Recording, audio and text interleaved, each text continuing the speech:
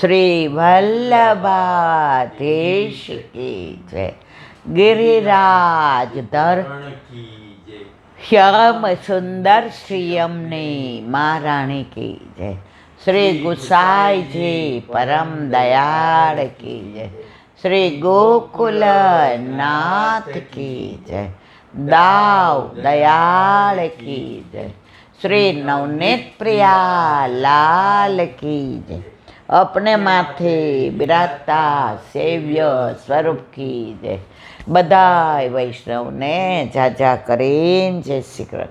जय श्री कृष्ण. काले 11 देवपोटी देवसैनी अपनी पद्मा एकादशी. काले वल्लभनी सन्मुख आनंद कर्यो.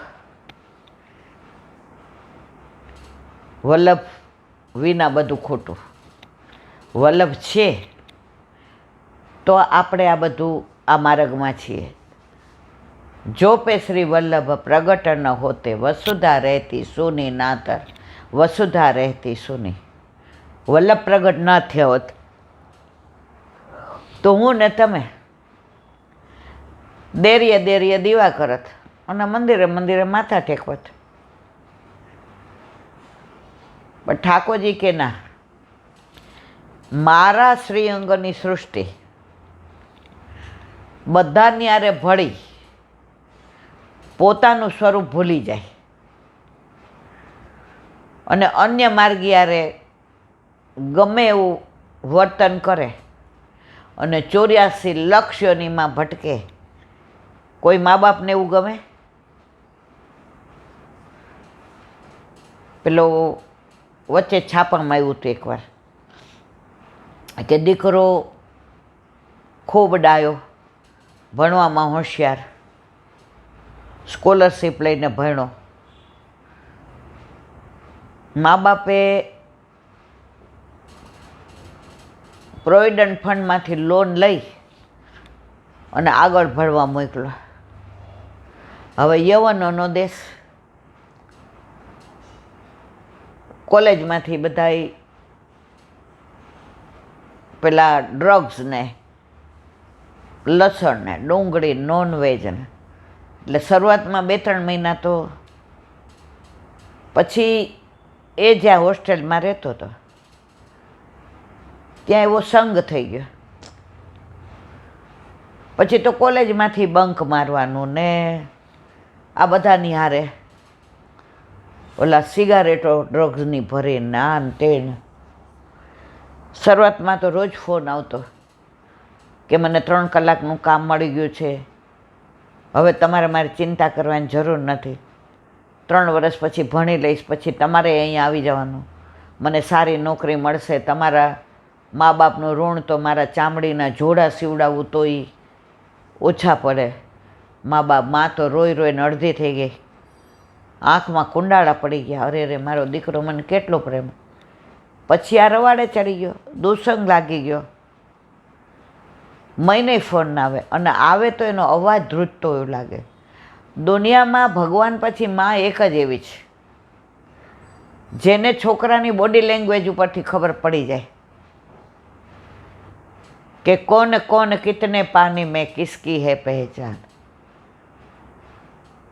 એ કે રવિન બેટા, તારે ભણવાનું બરાબર ચાલે છે, તે ભણવા મોકલો છો તો ભણતો જ હોવ ને.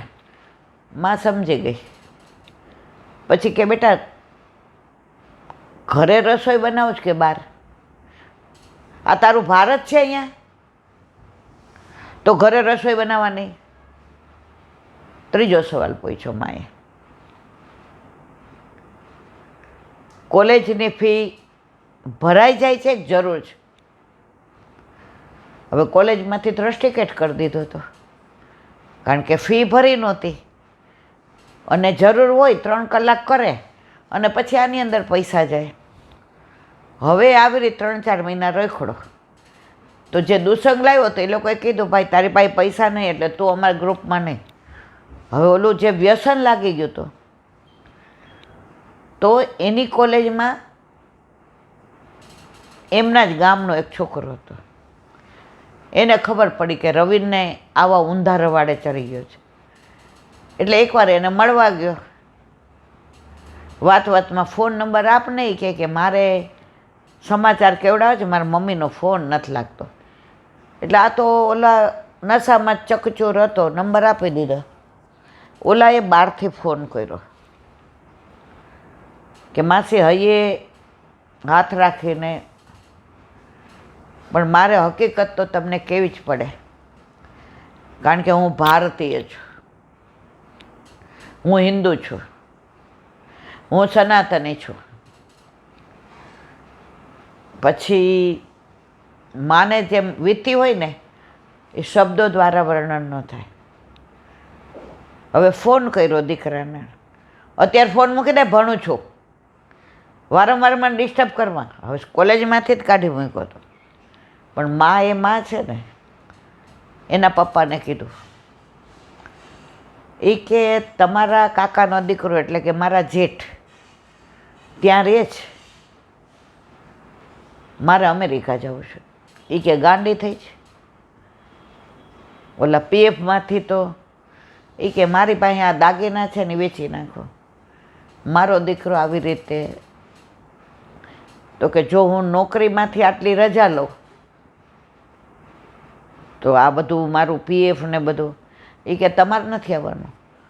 એ કે તું તો 2 ચોપડી ભણેલી છો, આમાં ભણતરનું કામ નથી. રવિનના પપ્પા આની અંદર ગણતરનું છે. જો હવે આમાં આપણે પાછો નહીં વાળીએ ને તો દીકરો હાથથી ખોઈ બેસશો. સાચી વાત કરી દીધી. પછી ઓલા એના જેઠને ફોન કર્યો, આ બેને જો, કે આવી રીતે છે, કાંઈ વાંધો નહીં બેટા તમે આવી જાઓ. આ ગયા. એટલે જ્યાં એના જેઠ રહેતા હતા ને ત્યાંથી આ જે રહેતો તે 5 કલાક ડ્રાઈવ કરી જવું પડે. ગયા મળવા. એ તો એના જેઠ જેઠાણી અને માં ત્રણેય પહોંચ્યા ત્યાં. ઓલા છોકરાએ કીધું હતું તમે મારા ઉપર ફોન કરજો, હું તમને લઈ જઈશ. ત્યાં લઈ ગયા. નશામાં ધ્રુત થઈને હોસ્ટેલમાં પડ્યો હતો. માને જે વીતી હતી એ માં જ જાણે, પણ માં જે કરે ને કોઈ ન કરે. છોકરાને ઉઠાડ્યો. 3-4 જણે ભેગા થઈને પલંગ ઉપર સુવડાવ્યો. આંખો ખોલી જોઈ તો માં, એને એમ થયું આ નશામાં દેખાય છે. એટલે પોતાના હાથે બહુ માર્યું કે મને નશામાં. મમ્મી તું?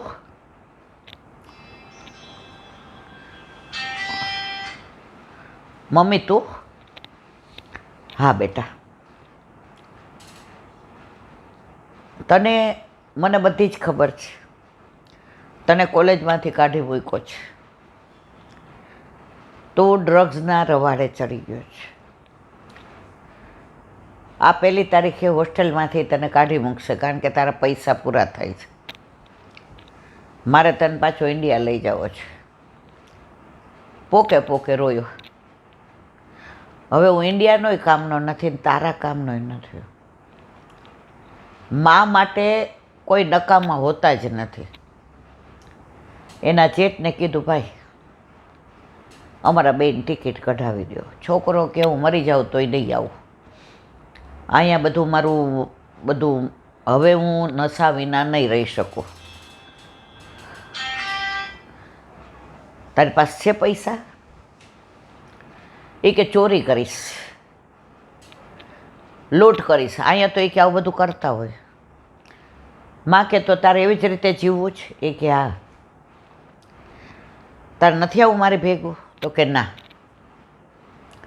માં કે તો મારે આયા જ રહેવું તારી ભેગું. એના જેઠ જેઠાણી એને કે તમે જાઓ, હું અહીંયા રહીશ. તને ખબર પડે જ અહીંયા ન રહેવાય, આમ તેમ કેટલું બધું ગુસ્સો કર્યો. માએ બધું સાંભળી લીધું. પછી એના જેઠે વચલો રસ્તો કાઢ્યો. 1 મિનિટ બોલો શું છે? એ કે 15 દિવસ તો મારા ઘરે આવો. તો કે તમે પૈસા આપશો ડ્રગ્સ લેવા? એ કે હા આપીશ. પરાણે ગાડીમાં બેસાડી દીધું. વાળ વધી ગયેલા, દાઢી વધી ગયેલી, એટલે ડ્રગ્સની હિસાબે ડોળા બહાર આવી ગયેલા. એને મમ્મી પ્યોર વૈષ્ણવ. ઘરે લઈ ગયા. બરાબર માએ નવડાવ્યો. 20-22 વર્ષના છોકરાને માએ નવડાવ્યો. એના જેઠ એને વાળ કપાવવાને લઈ ગયા. અરીસામાં માં કે મોઢું જો, તારી બધી વાત સાચી મમ્મી, પણ મારા બધા ગાત્રો શિથિલ થઈ ગયા. હવે હું ડ્રગ્સ વિના નહીં રહી શકું. એટલે એના મોટા પપ્પાએ કીધું કે સાંભળ, તારે ડ્રગ્સ લઈને મરી જ જવું છે ને ડ્રગ્સવાળા કોઈ જીવવાના નહીં. તો તારી મા એમ કહે છે કે પહેલાં હું મરી જાઉં ને પછી તું મરી જાય મારા સમાચાર સાંભળવા નહીં. એટલે તારા મમ્મીએ મને કીધું જ છે કે મારે ઝેર પીને મરી. મારી મમ્મી શું કામ મરે? મારી મમ્મીને કેમ તમે આમ કહો છો? ઝઘડવા માંડ્યો. એની માએ બધું આ શીખવાડેલું હતું, એ જ એના મોટા પપ્પા બોલતા હતા. માં સમજાઈ ગઈ, હજી બાજી આપણા હાથમાં છે. માં કે ના, હવે મારે જીવવું નથી. હું 2-3 દિવસમાં મારા જીવનનો પાર લાવી દઉં, પણ તારે જે કરવું એ કર. મમ્મી તારી વાત સાચી, તું મને કેટલો પ્રેમ કરસ, પણ શું કરું? એ કે બોલ, તને મારા ઉપર વિશ્વાસ હોય તો મહિનો હું કહું એમ તું કર, પછી તારાથી ના રહેવાય તો તું તારે જેમ કરવું એમ કરજે, હું મારે ભારત પાછી વહી જઈશ. ઓલાને તો જેને એકવાર આ વ્યસન થઈ જાય ને, એની માં એને હાથ પગ દબાવે, પગ ચોળી દે, એની હારે વાતો કરે, એની બધી બચપનની વાતો કરે. એને ફીની તકલીફ હતી તો કેવી સ્કોલરશિપ માટે મહેનત કરતો હતો અને સ્કૂલમાં ફર્સ્ટ આવતો હતો. બધા સર્ટિફિકેટ બતાવ્યા, બધું એના ફોટા બતાવે કે જો તને અહીંયા ઓલું મેડલ મળ્યું છે, તને અહીંના કલેક્ટરના હાથે આ બધું ઇનામ મળ્યું, બધું ઓલાને સમજાવે. ધીમે ધીમે 4-5 દિવસ થયા. એટલે પહેલાં એ ઓલા ડૂચા મારીને ખાઈ લેતો. માં કહે કે તું ખા 1 કોળિયો, તો હું 1 કોળિયો ખાઉં, તું 2 ખા. એટલે માં એને ખવડાવતી જાય, એટલું જ ખાય. એટલે એ એના માટે નહોતો ખાતો, એની માં જીવે એના માટે. એને માને અનહદ પ્રેમ કરતો હતો. એમ કરતાં 15-20 દી થયા. એને ધીમે ધીમે એમ થયું હું ક્યાં પહોંચી ગયો હતો. મહિનો થયો, માએ એને એવી ટ્રીટમેન્ટ આપી, એટલો પ્રેમ કર્યો વગર નફરતે. એકવાર રાતના 12 વાગે એની માં નીચે સૂતી હતી અને એ પલંગ ઉપર સૂતો હતો. ઉઠીને જે ધ્રુસકે રડ્યો અને એની માના ખોળામાં માથું નાખીને કે તારા સપના મેં ચકચા ચોર કરી નાખ્યા. મને આવો દુસ્સંગ લાગ્યો. આજ પછી મારે અમેરિકામાંય નથી રહેવું, મારે એકલાય નથી રહેવું. હું ભારતમાં જ ભણીશ અને ત્યાં જ હું તારી પાસે ને તારી સાથે જ રહીશ અને જે પણ કરીશ એ તારી અનુમતિ લઈને કરીશ. તો આ દાખલો જે આપી અને આપણને સમજાવ્યું. પહેલાં તો મને એમ થયું આવું બધું હું આપણને લૌકિક કહેવાની જરૂર છે,